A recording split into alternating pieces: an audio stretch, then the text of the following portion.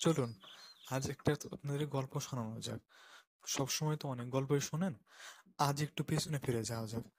আজ গল্প একজন গুহা মানবের। সেই গুহা মানবটা ছিল অনেক প্রাচীন যুগের লোক। তিনি গুহায় বসবাস করতেন এবং তার জীবনটা অধিকাংশ সময় কাটতো পাহাড়ে অন্ধকারে, এবং তার দিনটা শুরু হতো সূর্যের আলোর ছোঁয়ায় এবং রাতটা কাটতো আগুনের উষ্ণতায়। শিকার করা, ফল সংগ্রহ করা আর প্রকৃতির সাথে লড়াই করাই তার জীবনের মূল মন্ত্র। কিন্তু একদিন শিকারের খোঁজে সে চলে আসে এক সাধারণ জনপদে। দেখা যাক বন্ধুরা, তার সাথে এখন কি ঘটে। কোথায় এলাম রে বাবা! এই, তুমি কে? এখানে কিভাবে গেলে? আমি পাহাড়ে গুহায় থাকি, শিকার করতে এদিকে আসো। তুমি একা থাকো? তোমার কোনো পরিবার নেই?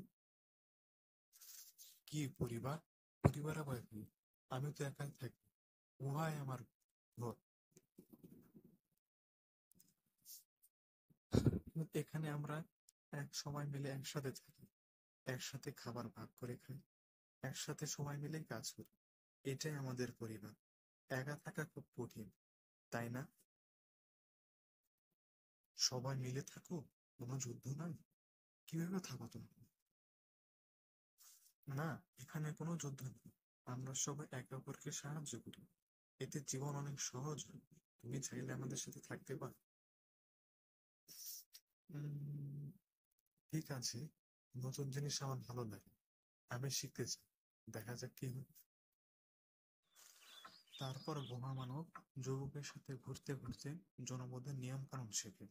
মানুষে মানুষে বন্ধুত্ব আর সহযোগিতা যে জীবনকে বদলে দিতে পারে, তা তার ধীরে ধীরে বিশ্বাস হতে শুরু করে। কিছুদিন পর গুহা মানব নিজেও এই জনপদের অংশ হয়ে যায়। যদিও তার পুরনো দিনগুলোর কথা অনেক মনে পড়ে, তবুও নতুন জীবনের আরাম আর নিরাপত্তা তাকে অনেক মুগ্ধ করে। সে বুঝতে পারে জীবনের প্রকৃত মানে একা টিকে থাকা নয়, বরং একসঙ্গে বাঁচার আনন্দ। নতুন এই জীবন তাকে প্রকৃতির চেয়ে মানুষের ভালোবাসার শক্তিতে চিনতে শেখায়।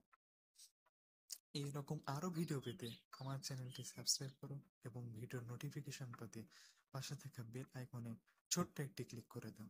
ধন্যবাদ।